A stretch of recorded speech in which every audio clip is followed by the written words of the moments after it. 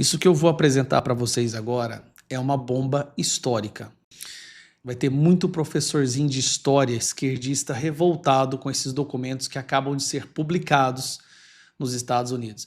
Quem poderia imaginar que uma decisão do Donald Trump de tornar público arquivos que até então eram sigilosos, trancados a 7 chaves sobre o assassinato do John F. Kennedy, isso mesmo, John F. Kennedy, que durante várias décadas muitas pessoas tentou entrar em contato, ler, divulgar, Donald Trump tornou público, a CIA está revoltada com ele, e o curioso é que nesses documentos que foram tornados públicos agora, trouxe informações muito importantes sobre o tal golpe militar do Brasil.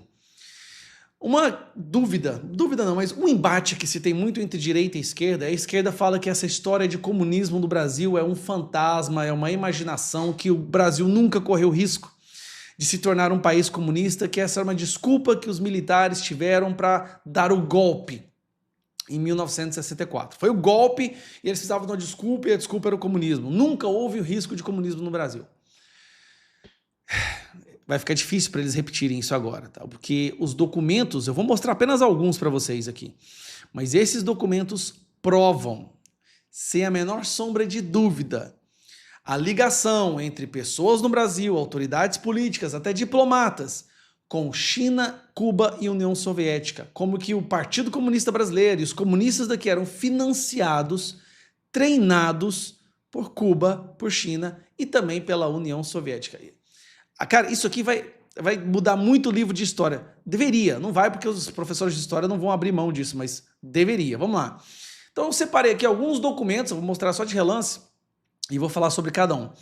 Esses documentos estavam guardados às 7 chaves, assim, era do mais alto sigilo, envolvendo as investigações da CIA sobre o JFK, o presidente dos Estados Unidos, né?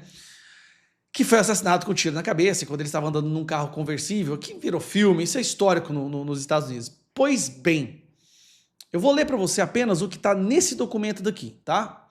Então, é um documento sigiloso, de comunicação da CIA, né, Central Intelligence Agency, e aqui fala o seguinte, ó. Durante a semana de 27 de agosto, o presidente do partido Mao Tse-tung, do Partido Comunista Mao Tse-tung, e o premier Fidel Castro de Cuba, ambos ofereceram apoio material, incluindo voluntários para Leonel Brizola, governador do Rio Grande do Sul, que estava liderando a luta no Brasil para assegurar a sucessão do presidente e do vice-presidente João Goulart, depois da renúncia do presidente Jânio Quadros. Brizola não aceitou a oferta, embora tenha apreciado o apoio moral, porque ele não queria, para, entre aspas, criar um assunto internacional na crise da política brasileira. Brizola, obviamente, estava com medo de que, se a oferta fosse aceita, os Estados Unidos poderiam interferir. A oferta de ajuda de Fidel vazou para a imprensa. Isso aqui é tá? Vamos pegar isso aqui agora para você ver. Isso aqui é o seguinte. Aqui fala sobre uma investigação da CIA sobre as rádios no Brasil. E aí fala, ó... qual que é? Aqui, começa aqui, ó. Rio Grande, o Rio sozinho tem 7. Similar ou... Ok, eu vou aumentar aqui que está muito pequeno. Aqui, aí pronto. Organizações similares existiam no nível nacional, tais como Sociedade de Amigos de Cuba e o Comitê Nacional contra a Intervenção em Cuba. Cuba também transmitia diariamente para o Brasil em português. Cuba transmitia para o Brasil em português. Brasil, sob Goulart, também apoiou Cuba ofereceu a Cuba, né, financiou a Cuba uma excelente base para promover frentes de grupos de Cuba, de apoio a Cuba no hemisfério inteiro. Nossa. Os constituintes, o Congresso Constituinte de um único centro da trabalhadores da América Latina, que era planejado para reposicionar ou recolocar Moribund Confederation Latin America, a moribunda Confederação dos Trabalhadores da América Latina. É daqui que veio o partido PT, né, provavelmente. Aconteceu em Brasília no fim de janeiro. A delegação brasileira para o apoio a Cuba, Second Latin American Youth Congress, o segundo Congresso da Juventude da América Latina, aconteceu em Santiago, Chile, on 9 de março,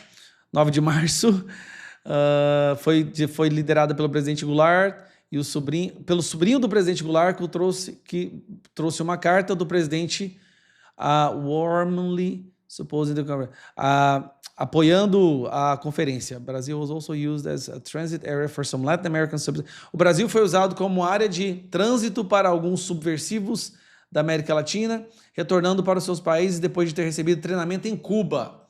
E aí continua. No final de abril, os dissidentes do Partido Comunista do Brasil, que seguiram o Partido Comunista Dissidente do Brasil, que seguiu uma linha pró-China, have directed two Cuban trainee leaders, foi anunciada por ter direcionado a 2 líderes que haviam sido treinados em Cuba para começar operações paramilitares em São Paulo e Goiás. Eles foram treinados e eles vieram para São Paulo e Goiás para começar operações paramilitares.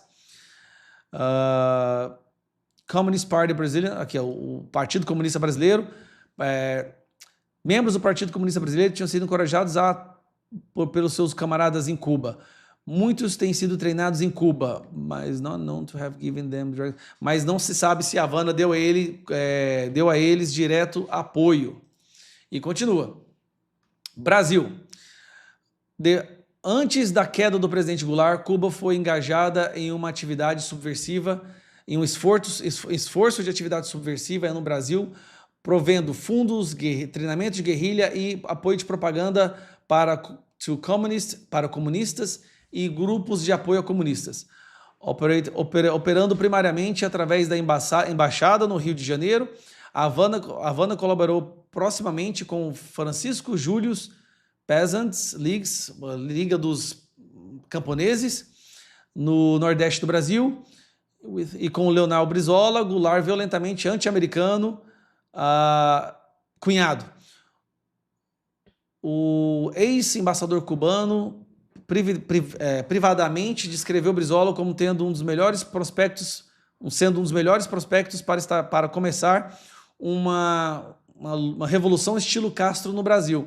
O embaixador aparentava estar favorecendo ele sobre Júlio desde no final de 1993 até a queda, né, em abril. Aqui eu peguei só 3 documentos da CIA. Agora vamos dar uma olhada nisso aqui, ó. Aqui o Mário Naufal, né, que escreveu isso aqui, ó. Cadê a tradução? Aqui que ele colocou. CIA usou maleta diplomática brasileira para transferir inteligência para Cuba. No final de 1962, agentes do campo da CIA descobriram uma rota de correio segura entre Miami e Havana usando o sistema de mala diplomática do Consulado Brasileiro. Agentes estavam investigando contatos cubanos em Miami e Nova York, rastreando indivíduos com ligações com operações dentro de Cuba. A mala transferida mensalmente entre o Consulado Brasileiro em Miami e a Embaixada em Havana tornou-se um canal secreto para o envio de cartas e materiais de inteligência para Cuba, protegido por proteções diplomáticas. E aqui o Leonardo Dias fez um resumo. Só para vocês entenderem a gravidade disso aqui, tá? O que a esquerda fala? Não houve a menor possibilidade de comunistas terem influenciado no Brasil, nem nada disso, pois a CIA estava de olho e a CIA tem vários relatórios sigilosos mostrando que a China, Cuba e a União Soviética interferiam diretamente e treinavam pessoas aqui dentro do Brasil para fazer uma revolução estilo Fidel Castro, estilo Che Guevara, que é sair matando seus opositores. Inclusive treinaram em São Paulo e em Goiás, aqui no meu estado. Vocês entenderam que o golpe de 1964 agora, está cada vez mais claro, foi na verdade o contragolpe? Então vamos lá. O que o cara fala aqui? Ó? Envolvimento cubano no Brasil, os documentos provam o envolvimento cubano no Brasil. Apoio a Brizola, né? Os comunistas viam Brizola como o mais provável novo Fidel Castro do Brasil. Trabalho de propaganda cubano no Brasil. Aqui, ó, Cuba mantinha uma operação de propaganda significativa, incluindo a prensa latina, financiamento de jornais comunistas e institutos culturais brasileiros cubanos espalhados por todas as grandes cidades, incluindo 7 apenas no Rio de Janeiro. Tá? Isso aqui virou Rede Globo, isso aqui virou Estadão, Folha de São Paulo. Continuando. Treinamento de brasileiros em Cuba. né? Até o Zé Dirceu foi um desses que foi treinado lá, tá? Cerca de 400 brasileiros viajaram legalmente para Cuba e aproximadamente 50 receberam treinamento específico em guerra de guerrilha entre julho e agosto de 1961. Um grupo inicial de 12 brasileiros foi enviado para receber treinamento. Documentos indicam que pelo menos 37 brasileiros foram treinados em uma base militar cubana. Conexão Brasil-Cuba na subversão latino-americana. O Brasil foi usado como uma área de trânsito, né, para agentes subversivos. Descoberta de armas e literatura comunista no Brasil. Um centro de treinamento guerrilheiro do estado de Goiás foi desmantelado. Apesar de algumas alegações de que as armas encontradas eram de origem cubana, as autoridades americanas acreditavam que eram brasileiras.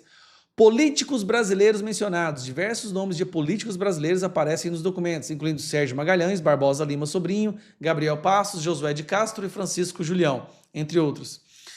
Então, nós estamos no momento onde agora nós temos documentos reais, verídicos, históricos da CIA. E está vindo muita bomba por aí. A CIA participou do assassinato do JFK. Ela participou. A CIA virou um estado paralelo que não seguia ordens do presidente e não aceitava que o presidente queria acabar com a guerra. Então, assim, é muita coisa que vocês estão... Cara, isso aqui é só referente ao Brasil. Vai vir muita coisa sobre o assassinato do JFK. Esse vídeo ficou longo, mas é porque ele é muito importante justamente para mostrar que aquilo que nos contaram durante tantos anos da ilusão dos militares, de um suposto golpe comunista, não era ilusão. Um golpe comunista estava sendo preparado no Brasil e o exército daquela época, quando o exército era de verdade, quando as forças armadas realmente eram patriotas, naquele momento defenderam o Brasil. Sabe quando que eles vão realmente ganhar a guerra? O dia que eles nos convencerem que a mobilização nacional não tem relevância, que ir para as ruas não importa em nada e que a mobilização nas redes sociais também não faz diferença nenhuma. Isso é tudo que eles querem. E eles trabalham ativamente para nos censurar, calar as nossas vozes, destruir a possibilidade de nós nos interagirmos nas redes sociais, porque eles já entenderam o poder que isso tem. Há 3 dias eu lancei um placar da anistia. É um site onde você tem ali o posicionamento dos deputados federais. Afinal de contas, será na casa dos deputados federais que a gente vai votar a anistia no primeiro momento. No início, muitas pessoas disseram que não adiantava em nada. Eu vi até alguns comentários falando que isso não vai mudar nada. Não vai? Então eu vou mostrar para vocês agora como que estava no dia que a gente lançou. Esse era o placar no dia do lançamento. 148 favoráveis, 125 contra. Não estava muito bom? 240 indefinidos. Lembrando, não são indecisos, são indefinidos. Pessoas que ainda não se posicionaram. Podem até já estar definido, mas ainda não se posicionaram ou não falaram nas redes sociais. Isso foi no primeiro dia. No segundo dia, quando nós começamos a divulgar o site, e o site você tem lá o link de todos os deputados para você poder clicar e falar com os deputados do seu estado. Lembrando, sempre de forma amistosa, educada. Nós não precisamos criar briga e nem fazer com que eles se afastem da pauta. No segundo dia, o número foi para 175. Isso foi ontem. Ontem, nós estávamos com 175 deputados. Então, nós fomos de 148 para 175. Hoje de manhã, o número estava em 182. Hoje à noite, o número está em 187. Nós já estamos chegando a 200 deputados federais que se posicionam publicamente favoráveis à anistia. E olha a diferença. No que diz respeito aos que são contra, está praticamente estacionado. Vou te mostrar aqui, ó. 125 no primeiro dia, 129 no segundo, hoje de manhã 130 e agora, nesta quarta-feira à noite, também 130. Os contra estão estacionados. A maioria dos que estavam indefinidos estão indo para os favoráveis. Então, eu venho aqui mais uma vez pedir para você. A nossa mobilização está fazendo a diferença. Dia 6 de abril, nós iremos novamente para Paulista para pedir pela anistia, porque não há nada mais importante agora do que acabar com o sofrimento dessas pessoas. E aí você vai clicar no site. Para você poder entrar no site, eu vou mostrar para você mais uma vez como que funciona. É só você entrar aqui no deputados.anistia08dejaneiro.com.br, tá? Tira o print para você não esquecer. E ao entrar no site, isso é muito simples, qualquer um pode fazer. Ao entrar no site, você vai fazer um scrolling e aí você vai entrar no seu estado. Então vamos supor que você é da região norte do estado do Pará. Então você vai ver lá, você tem 4 deputados que já se posicionaram favoráveis. E aqui estão os indefinidos. São vários deputados que ainda constam como indefinidos.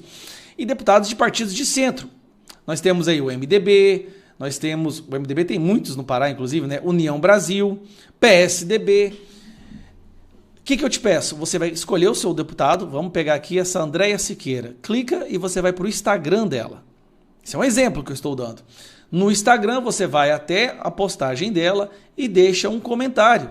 Simples.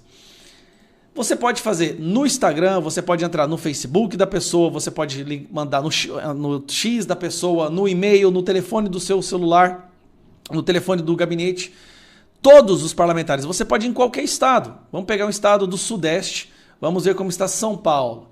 Então você entrou em São Paulo, tem 28 favoráveis, 23 indefinidos, 19 contra. Vá até os indefinidos, estes aqui são os indefinidos. Você clica na rede social do definido ou no e-mail. Então vamos lá, Arnaldo Jardim Cidadania, clicou no Instagram dele.